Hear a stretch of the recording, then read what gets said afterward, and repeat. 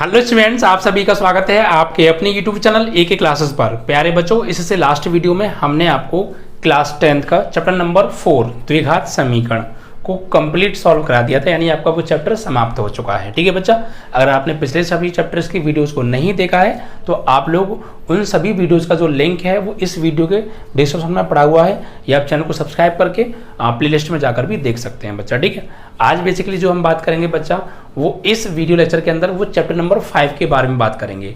और ये चैप्टर आपके लिए एकदम नया है, पहले आपने इसके बारे में कभी नहीं पढ़ा है, जिसका नाम है बच्चा समांतर श्रेणी, अर्थमेटिकल प्रोग्रेशन। अर्थमेटिक प्रोग्रेशन भी इससे बोल देते हैं बच्चा। ठीक है, तो इसके बारे में हम पढ़ेंगे। तो आज हम इसके बेसिक के बारे में बात करेंगे, यानी पहली एक्सरसाइज को करने के लिए जिन जिन चीज़ों के बारे में जरूरत पड़ेगी वो पढ़ेंगे। एपी क्या होती है ये पढ़ेंगे, इसका प्रथम पद क्या होता है, इसका सार्वंतर क्या होता है, ये सारी चीज़ें हम डिटेल में पढ़ने वाले हैं। ठीक है बच्चा, एपी को हम कैसे पहचानते हैं, सारी चीज़ आज के बाद आप एपी में आपको कोई दिक्कत नहीं रहेगी, और एपी को पहचानना आप सेकंडों में पहचान लोगे एपी है या नहीं है। एपी मतलब हम शॉर्ट में बोल रहे हैं अर्थमेटिक प्रोग्रेशन, इसका पूरा जो नाम है वो अर्थमेटिक प्रोग्रेशन है, और शॉर्ट में देखा तो ये एपी बनता है बच्चा। ठीक है, इसलिए हम इसको बार बार एपी बोल रहे हैं। ठीक है, तो बहुत इंपॉर्टेंट टॉपिक है, आगे की क्लासेस में भी आपको ये बहुत काम आएगा।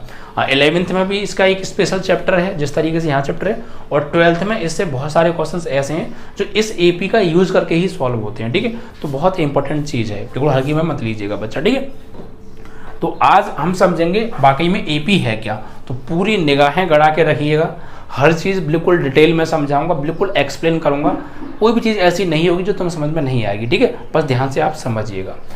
पहले एपी की डेफिनेशन के ऊपर हम जाएं, उससे पहले थोड़ी सी चीज़ें हैं, कुछ मैं एक पैटर्न लिख रहा हूँ, कुछ उसको समझिए थोड़ा सा पहले, है ना। जैसे मान लीजिए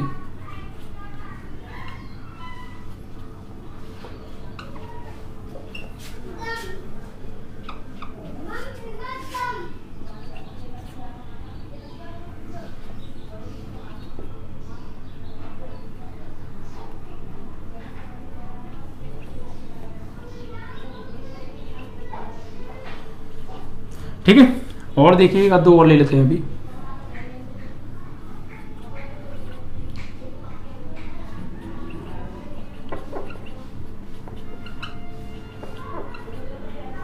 ये कुछ हमने क्रम ले लिए, अब इनको जस्ट समझिए।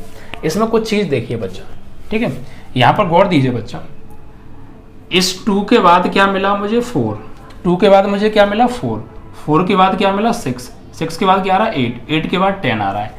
तो अब मुझे ये बताइए ये कैसे मिल रहे हैं भाई, 2 से 4 कैसे मिला होगा मुझे, तो 2 में मैंने क्या किया होगा +2 किया होगा, 2 + 2 तभी तो 4 हुआ होगा। फिर ऐसे ही मैंने इस 4 में भी +2 किया तभी तो 6 मिला होगा। फिर इस 6 में मैंने फिर से +2 किया तभी तो मुझे 8 मिला। फिर 8 में मैंने फिर +2 किया तभी तो 10 मिला। तो यहाँ पर हम एक चीज देख रहे हैं क्या, कि हमें जो अगला पद मिल रहा है, जो अगला पद मिल रहा है वो पिछले पद में कुछ नंबर जोड़ के मिल रहा है या नहीं मिल रहा है। और जो हर अगला पद पिछले पद में जोड़कर मिल रहा है कुछ नंबर, और जो नंबर हम जोड़ रहे हैं बच्चा वो फिक्स है। देखो, हर अगला पद पिछले पद में कोई एक फिक्स नंबर ऐड करके मिल रहा है या नहीं मिल रहा है। ठीक है, देखो पहले पद को छोड़ दो, इससे पहले पद की कुछ नहीं पता, लेकिन इस पहले पद के बाद यानी जो आगे जितने भी पद हैं वो हमें हर पिछले पद में एक फिक्स नंबर ऐड करके मिल रहे हैं। ठीक है, ऐसे यहां पे आ जाओ, कहीं माइनस करके भी मिल सकते हैं, कहीं ऐड करके भी मिल सकते हैं। ठीक है, अब देखिए ये -1 है, -1 के बाद क्या आया -3, फिर -3 के बाद क्या आया -5, फिर -7, फिर -8। तो ये कैसे मिल रहे हैं, देखो -1 है, -1 में मैंने ऐड किया होगा -2 तभी तो मुझे -3 मिला होगा, -1 -2 -3।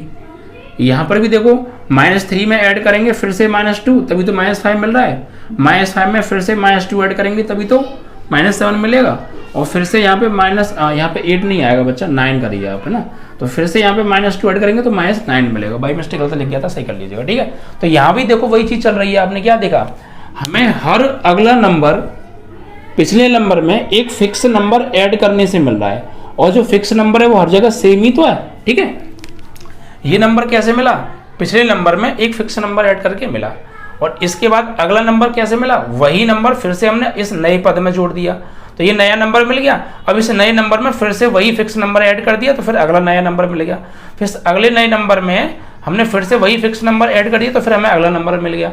ठीक है, ऐसे यहाँ पर देखिए ये 1/2 है, 1/2 है, यानी इसको हम 0.5 भी लिख सकते हैं, और इसको हम काट के 1 भी लिख सकते हैं।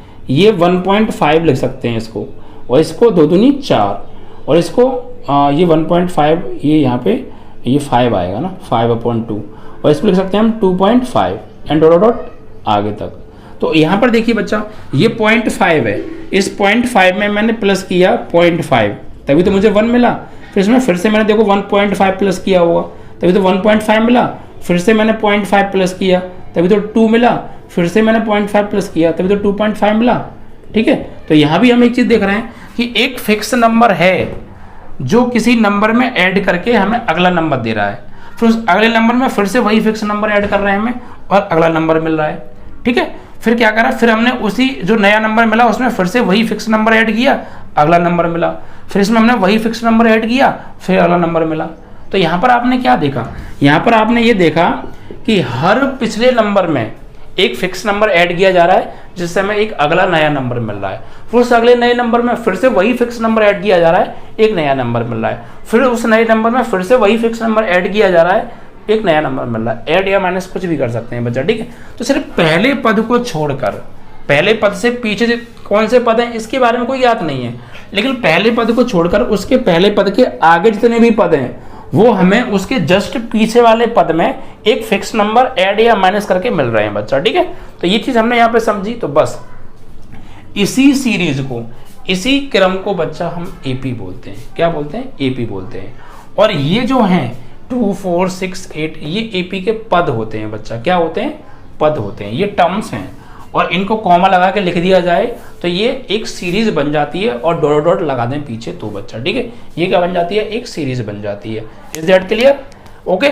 और अगर डॉट डॉट नहीं है तो एक ऑर्डर होगा, एक क्रम होगा। ठीक है, तो अब बात करेंगे तो डेफिनेशन की, एपी की डेफिनेशन की। ठीक है बच्चा, एपी क्या है, इसको एपी यानी कि समांतर श्रेणी बोलते हैं इसे, समांतर श्रेणी, अर्थमेटिक प्रोग्रेशन।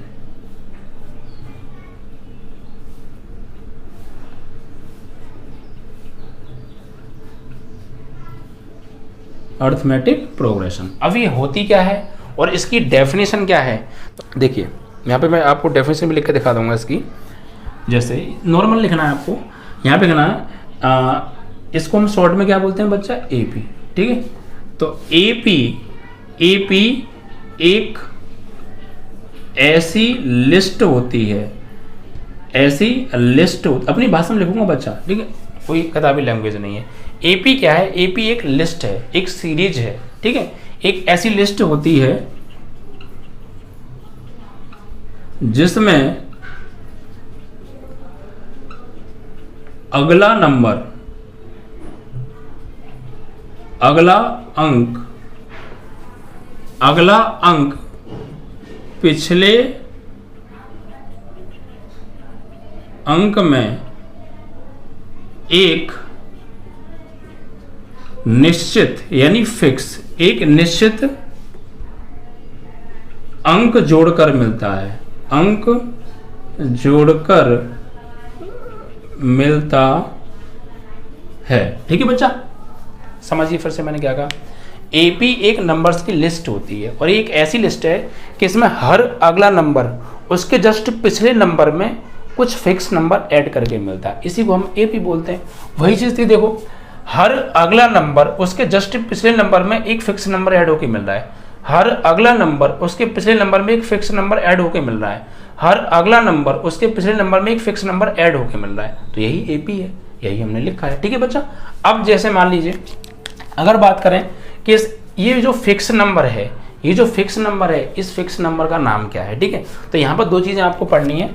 देखिए जैसे मान लीजिए हम यहाँ ले सकते हैं, यहाँ ये भी लिखेंगे जो फिक्स नंबर है, फिक्स नंबर है, जो फिक्स नंबर है उसे हम सर्वांतर के नाम से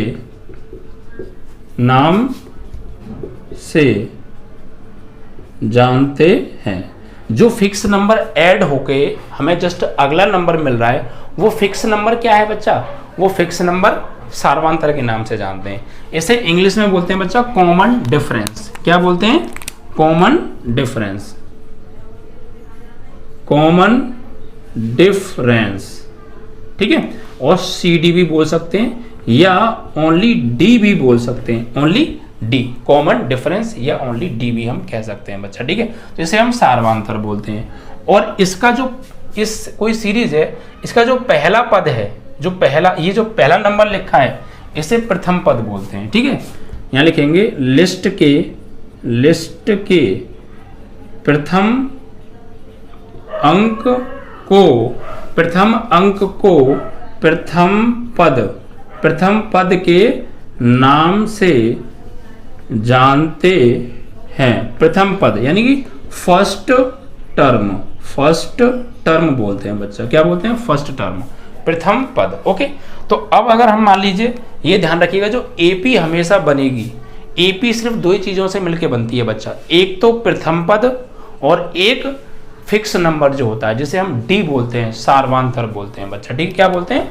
सार्वंतर बोलते हैं। तो देखिए, जैसे अगर हम मान लीजिए, अगर हमारे पास यहाँ पे एक चीज लिख देता हूँ, प्रथम पद क्या मानते हैं बच्चा हम? इसमें ध्यान रखिएगा हमेशा, प्रथम पद को हम लिखते हैं बच्चा स्मॉल a से, और सार्वंतर को बच्चा हम लिखते हैं, सार्वंतर लिखते हैं हम D से, या CD से भी कई किताबों में लिख दिया जाता है। तो AP हमेशा इन दोनों से मिलकर बनती है बच्चा, इन दोनों से मिलकर। इन दोनों के में से कोई एक भी गायब है तो AP नहीं बन सकती है। AP प्रथम पद और सार्वंतर से मिलकर बनती है। जैसे अगर हम यहाँ पे AP बनाया तो कैसे मिलेगा?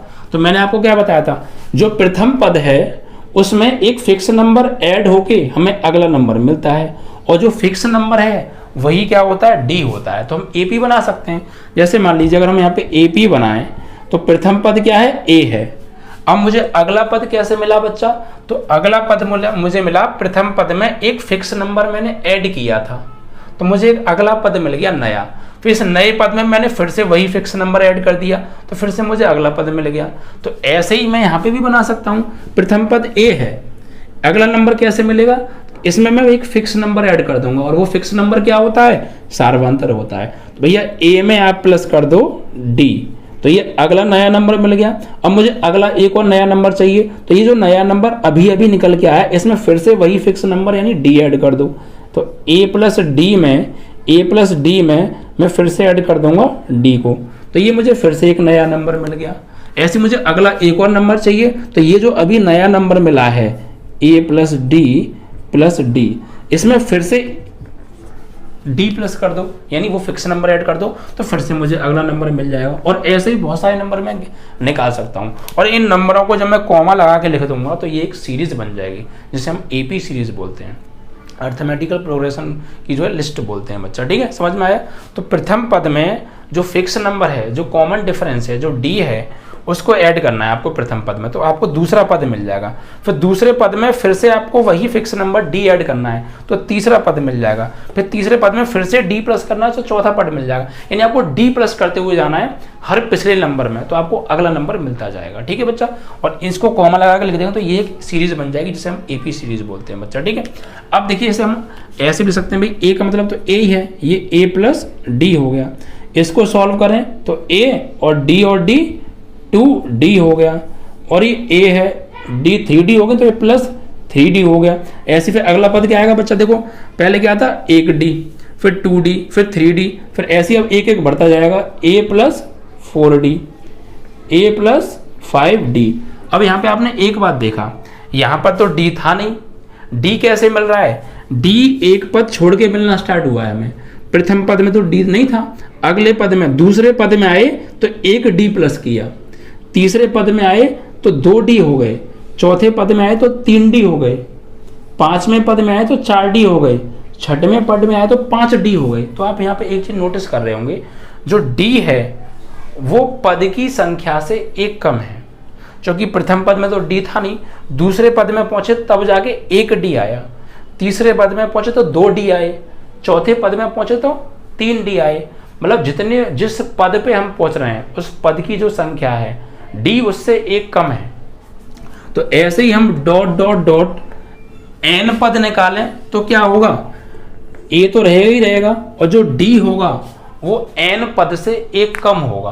क्योंकि देखिए हर एक में d एक, भाई ये दूसरा पद है, ये प्रथम पद है, ये द्वितीय पद है, ये तृतीय पद है, ये चतुर्थ पद है, ये पंचम पद है। लेकिन जितने वहां पद है d उससे एक कम है, तो हम यहाँ nवां पद निकालेंगे तो d n से एक कम होगा, यानी n से एक कम क्या होगा, d होगा।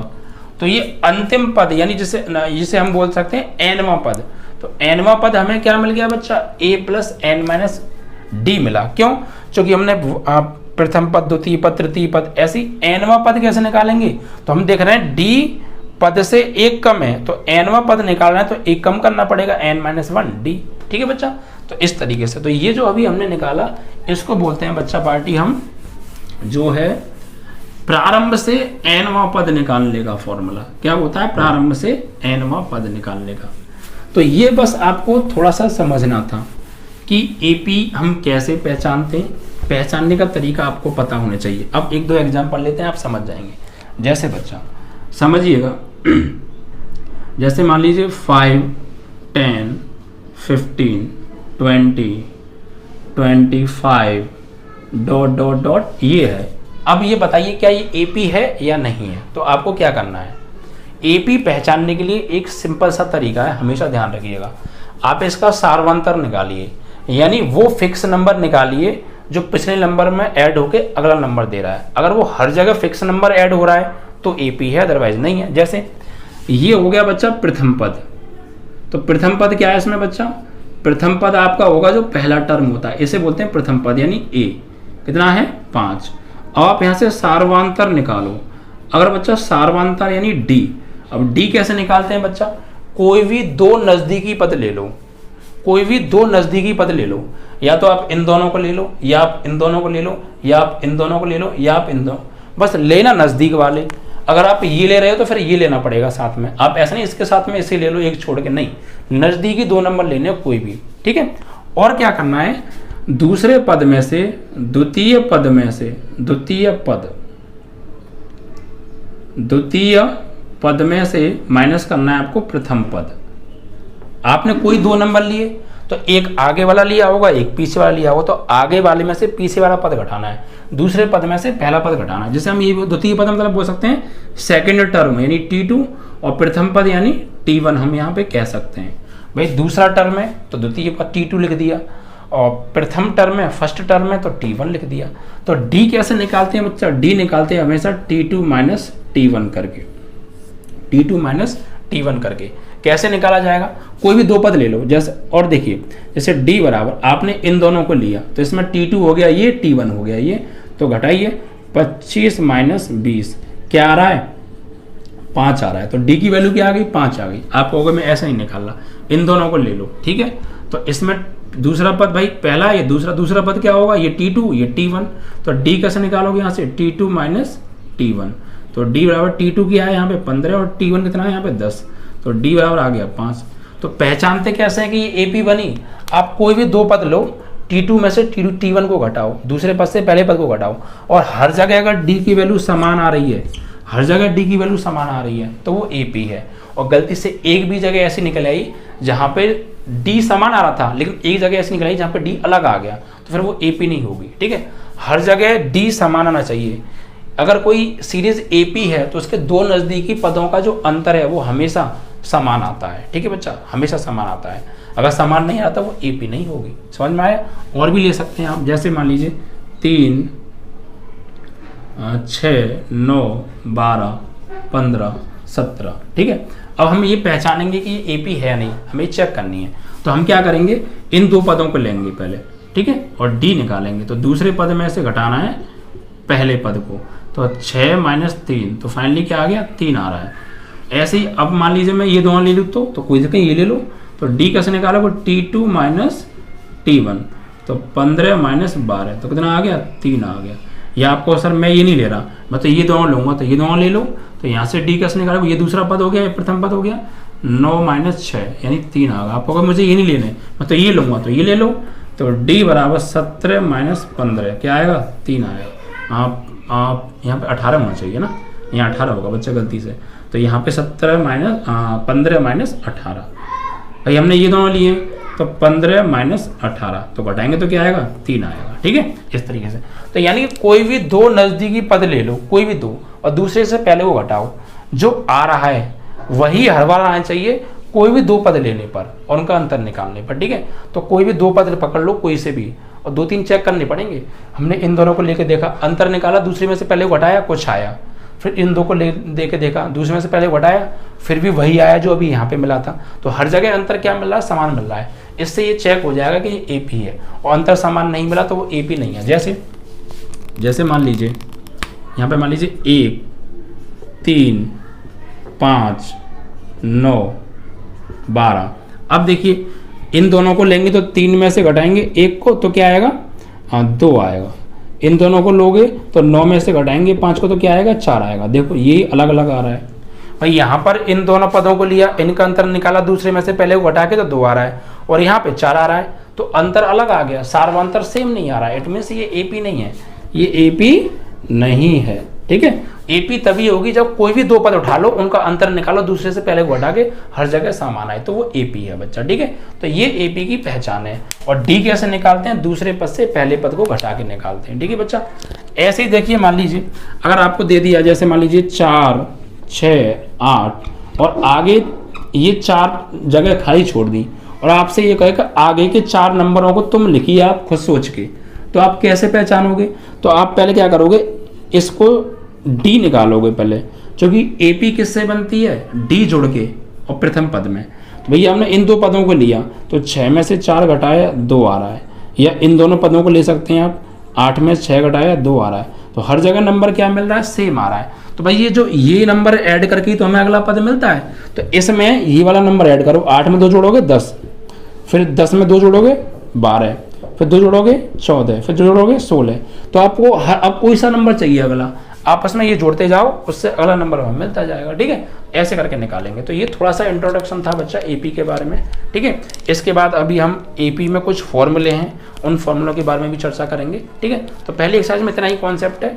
आई होप कि आप समझ गए होंगे एपी क्या होती है, एपी कैसे पहचानते हैं। एपी एक नंबर्स की लिस्ट होती है जिसमें अगला नंबर हर पिछले नंबर में एक फिक्स नंबर ऐड होके मिलता है, और जो फिक्स नंबर होता है वही हमारा सार्वंतर होता है। और उस एपी का जो पहला पद है उसे प्रथम पद यानी फर्स्ट टर्म से बोलते हैं, जैसे हम ए से लिखते हैं बच्चा। ठीक है, चलिए।